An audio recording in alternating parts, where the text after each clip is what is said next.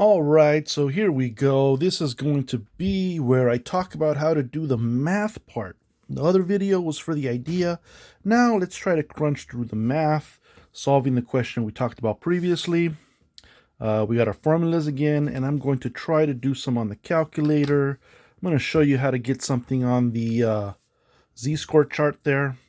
And then maybe at the end we can take Excel for a spin and see what that can do for us. So here we go. Alrighty, so the first piece of this puzzle was finding the point estimate. That was the p-hat. And in order to do that, we had to take the number of successes and divide it by the number of sample size, number of trials. And so if we throw that 55 divided by 100 into the calculator, that's easy enough, right? So we just go 55 divided by 100. And that gets us that number right there, the 0.55. And it's good to say that when you're talking about the number of successes and the sample size, those are going to be whole numbers. If you get something in your question that's like a decimal point or a percent that you can turn into a decimal point, they're most likely trying to give you the p-hat. So watch out for that. Okay, so part 2 was about getting the margin of error, but in order to do that, we had to go on this little bit of a side quest, and we had to discover that our critical value was this point right here on the Z number line that gives us this area to the left of it. That's a total area of 0.975. Now, if you wanted to look up that area in the standard normal Z-score chart, since we're talking about an area that we know is to the left, you would have to find that area in this grid and then find the associated z-score with it. So as you can see, I'm running my fingers along. This was the area that we had found. And so that lined up with the z-score of 1.9, and this is a 6. So that's a 1.96. That's how you would find the area in the chart, but a lot of these are rounded numbers. A lot of the areas are rounded because you're rounding your z-score to just 2 decimal points. So I like a little bit more precision, but in a pinch, this could help you out. And if we're talking about one of the most commonly used confidence intervals, like 0.90, 0.95, or 0.99, here in the corner, they might give you this little common critical value box. And look, there's the 1.9. There's the 1.96 again. That goes with the confidence level of 0.95. Not too bad. That's how you would get that on the chart. All right, and now that you know what the critical value is, that gets plugged into the formula. Of course, you got all these other numbers as well. You plug those into the formula. Now, plugging this into the calculator. This is not too bad. There's a couple of different ways you can do it. You could actually go ahead and plug this entire thing in just straight up. I would do that by going 1.96 times. Now my square root is up here. I don't know if you can see that. But to get to it, I'm going to have to use the second button. Second button, when activated, gets you off of the white numbers on the buttons and into the other symbols that are above the buttons. So that's how I would access my square root. Then I could just go straight up because of order of operations. I could just go 0.55 times 0.45 divided by 100. Then I would close the parentheses there, hit enter, and I get an answer of 0.0975. And so there's an example of putting the numbers into the calculator. You got to be careful sometimes because if you have a lot of numbers, you'll run out of space. There's only so many characters you can put in. Me, for speed and for not running into that problem, I actually like to go step by step when I'm putting in my numbers. So I would probably start with what's on top of the fraction. Then I would throw in using the answer button I would throw in the bottom, then I would do the square root, then I would do the multiplication. That would look something like this. I would go 0.55 times 0.45, enter, and that's the top part of my fraction. Then hitting the divided by button will automatically put the answer in there. So then I would do the 100. Answer divided by 100, that gives me the number that is inside of the square root. Then I would go second square root. Then my answer button is over here. So let's square root what we got for an answer. And that comes up to that number. Then I can multiply that finally by the critical value. And once again, I get my value, 0.975. Or I should say 0.0975. So easy to say the wrong thing. And so there you have it. That's how I punch things into the calculator.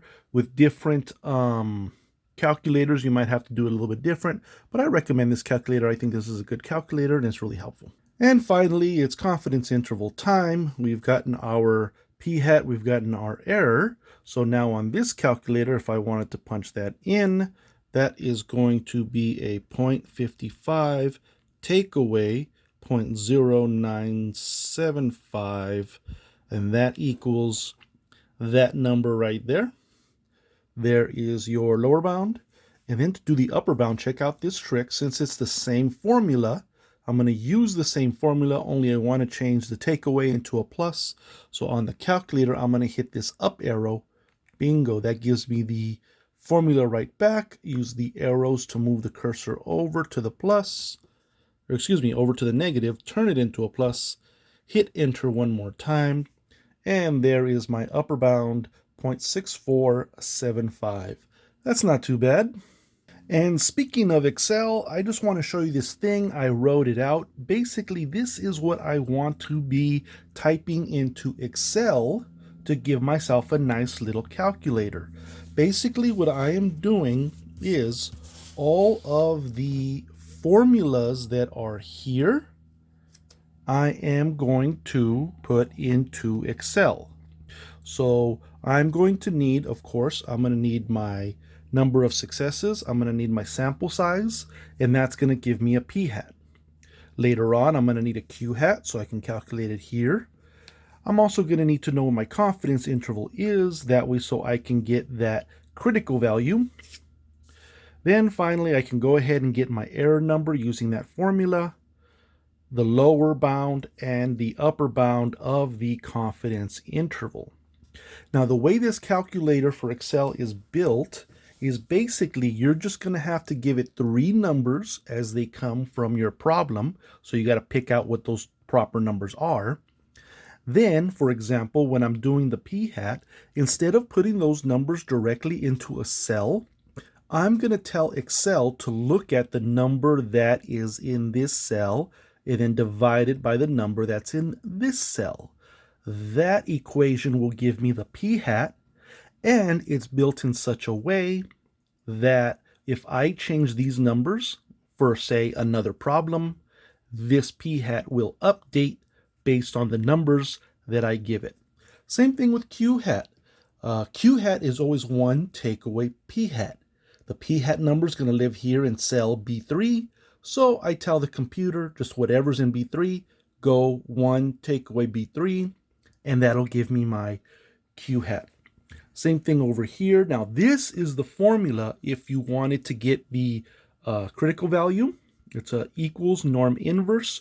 We talked about this in the last video, in the idea video. Here is where we're going to do the 1 plus B5. That's the confidence interval number. And then divide that by 2. That'll get us the probability to the left.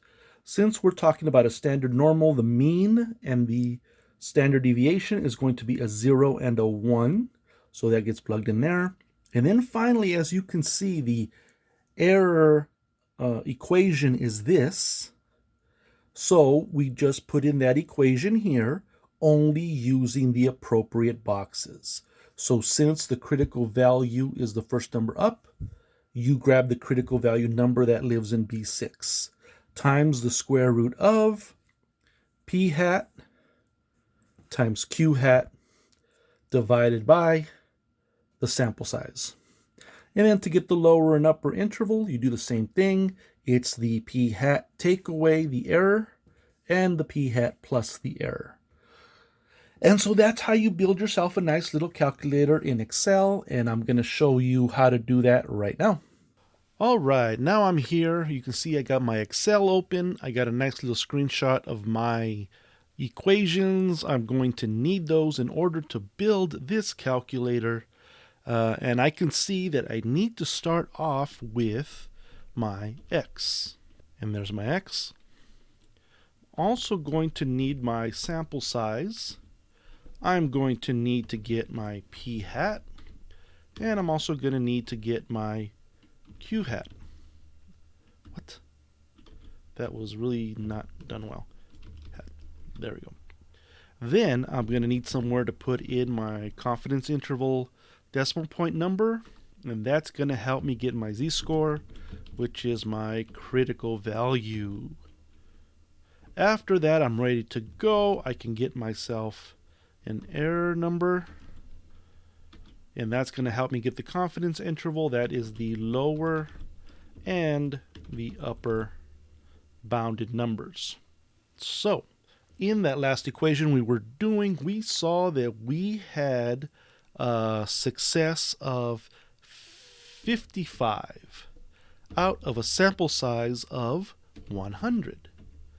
That means my p hat is going to be equal to, and you always got to start off these formulas with the equal sign, this divided by this. Hit enter. Whoop. Thank you. And there's my p hat right there. If I want to get my q hat, that's always equal to 1 minus p hat. And that gets me the q hat right there. Now in this question, I believe the confidence interval was a 0.95. So we enter that. And that means we are going to get a z-score. We got to punch in equals norm.inv. Put your parentheses. Now the computer's going to ask me for the area to the left. Remember, we got to put in that formula. So that's one extra parentheses, 1 plus what the what the confidence interval is. Put in another parentheses, then divided by 2, and that's how we get our probability. Comma, the mean is 0, and the standard deviation is 1 for the standard normal. And there you go. That's how we're going to get our critical value. I hit enter, and as you can see, that critical value comes out at 1.959, which rounds to 1.96. Finally, we get to our error. That's going to be equal to, as my formula says, the critical value times the square root, so we would write SQRT, parentheses, and that's going to be the square root of p hat, which is this, times q hat, which is this, divided by the sample size, which is this. Close up that parentheses, hit enter, and there's that number that we've been looking at for an error number for a while now, 0.0975. Finally, to do the lower and uppers, as the equation shows, that's going to be equal to the p hat, take away the error, enter, and this one's going to be equal to the p hat plus the error. And there you go. You've given yourself a nice little calculator that you can use when you are trying to find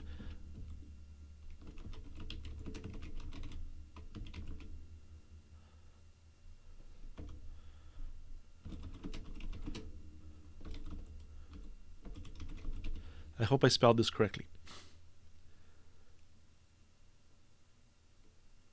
This is for the confidence interval for one proportion. We'll be doing for one mean, for one standard deviation, and then we'll be doing some for more than one proportion and more than one mean and all that good stuff. But for now, all you got to know is, and look at this, I'm even going to do this.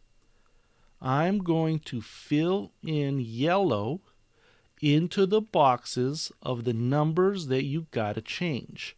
All you have to do is change these numbers and this number. All the rest of the numbers will update and you'll be able to pick off what numbers you need to answer your question. And that's how you do it in Excel.